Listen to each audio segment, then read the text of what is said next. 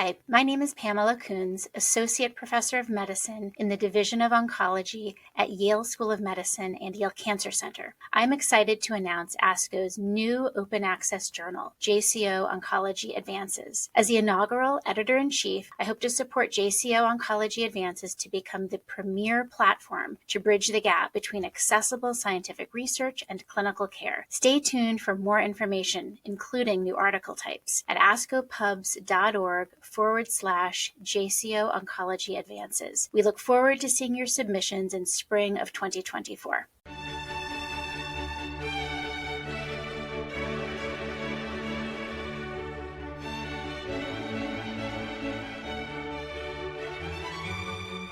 This JCO podcast provides observations and commentary on the JCO article, Disease-Related Outcomes with Long-Term Follow-Up, an updated analysis of the Intergroup Exemestane Study, IES, by Judith M. Bliss et al.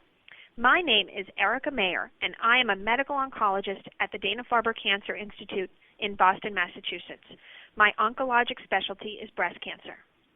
Title: Safety and Efficacy of Sequential Adjuvant AI Therapy in ER-Positive Breast Cancer. For postmenopausal women with hormone receptor-positive breast cancer, recommended adjuvant therapy includes treatment with an aromatase inhibitor, referred to as AI. Clinical algorithms include 5 years of upfront AI or at least 2 years of tamoxifen, followed by a switch to AI to complete 5 years. The efficacy of these strategies is well supported by several large phase 3 studies, as well as a recent meta-analysis of adjuvant AI trials published by the AI Overview Group. The 2010 ASCO Clinical Practice Guidelines on Adjuvant Endocrine Therapy, published by Burstein et al., endorses use of both AI strategies over tamoxifen alone. One of the major studies evaluating the sequential strategy is the Intergroup Exemestane Study, or IES. IES randomized patients who were disease-free after 2 to 3 years of adjuvant tamoxifen to either continue tamoxifen or switch to exemestane to complete 5 years total of adjuvant endocrine therapy. Results were most recently reported at a median of 4.6 years follow-up, at which time the switch to exemestane led to a significant improvement in disease-free survival. When patients with ER-negative disease were excluded, overall survival favored the AI as well. Despite the wealth of published information describing the role of AIs in adjuvant breast cancer therapy, many relevant questions remain, best addressed through long-term follow-up. One important question is whether the clinical benefits associated with AIs are maintained following completion of therapy or degrade as the treated population ages and competing risks increase. Additionally, although short-term safety of AI exposure is well characterized, risks of long-term toxicities related to AIs are incompletely described.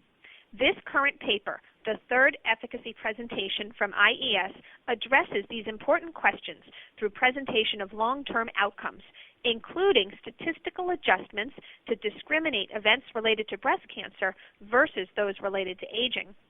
The current analysis reflects a median of 7.5 years follow-up on approximately 4,600 women with ER-positive and/or unknown breast cancer. Overall efficacy results from this mature analysis confirm the prior findings of IES publications.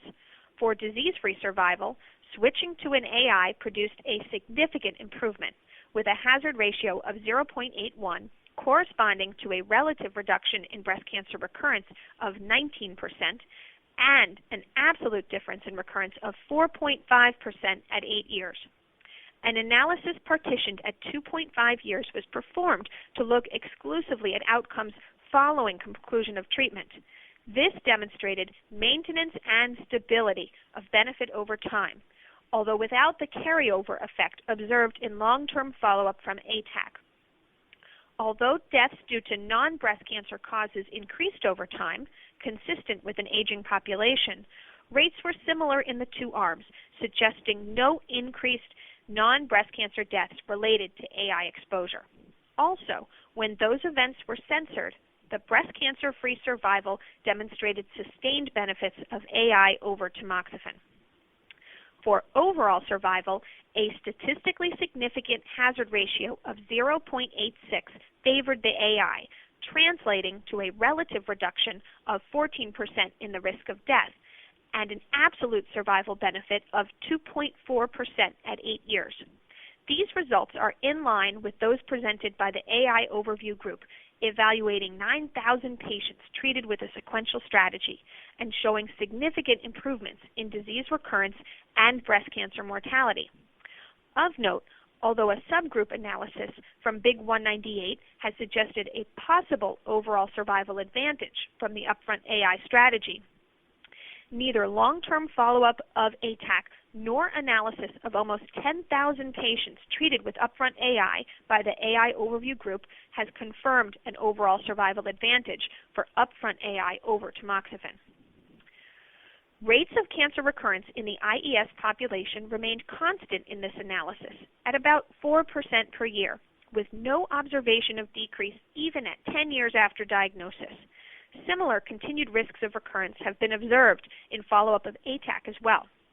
Although this pattern of prolonged risk of recurrence is characteristic of ER-positive breast cancer, this observation of continued recurrence many years after completion of endocrine therapy has raised questions about the duration of therapy. For example, is greater than 5 years necessary? Ongoing studies, including MA17R, NSABP B42, and the IBCSG Soleil study, are evaluating longer duration AI therapy and will hopefully answer this question. Patterns of recurrence were fairly similar between arms in IES, although a decreased rate of bone metastases was observed with the AI of unclear etiology. Fewer non-breast second primary cancers were observed as well with AI exposure, also of unknown mechanism. Physicians treating patients with AIs are familiar with common treatment-related side effects, including musculoskeletal pain, arthritis, osteoporosis, and carpal tunnel syndrome. Reassuringly, a comprehensive toxicity analysis in IES has demonstrated that rates of these toxicities significantly decreased after therapy was completed. Differences in risk of fracture or gynecologic events also decreased, confirming results of the IES bone and endometrial substudies. Numerically more cardiovascular events, including ischemic cardiac disease and hypertension, were detected in patients who received dexamethasone, possibly reflecting the favorable effect of tamoxifen on lipid profiles. Increased rates of cardiac toxicity have been observed in other AI trials and confirmed in a recent meta-analysis presented at the 2010 San Antonio Breast Cancer Symposium. Despite increased events, importantly, no increase in cardiovascular mortality was noted in IES. Whether patients not involved in clinical trials who have a pre-existing cardiac history should avoid AIs is not known. Certainly, these toxicity findings support the importance of routine gynecologic and primary preventative health care, including careful screening for hyperlipidemia for our breast cancer survivors. Long-term follow-up of the ATAC study, which carries the moniker LATTE, will further describe long-term outcomes from AI exposure. Therefore, this IES analysis confirms the benefits of the sequential strategy of AI with tamoxifen and supports the efficacy and safety of adjuvant AI therapy.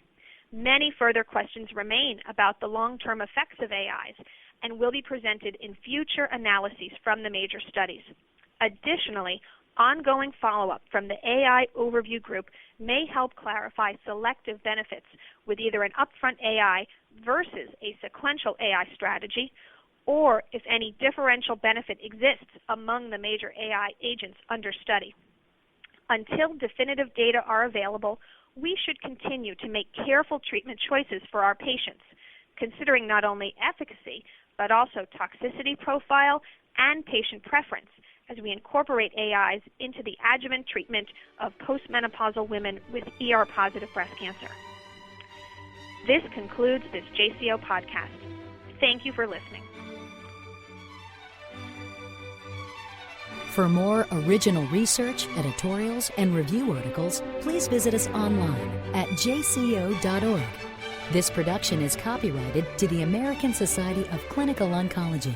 Thank you for listening.